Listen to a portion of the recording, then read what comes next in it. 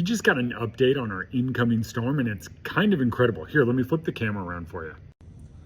Those right there are blizzard warnings for the Cascades, something we don't see very often. This has only happened a few times in history, and it's not even happening right now. They run from 2 a.m. to noon tomorrow. Kind of incredible for that reason.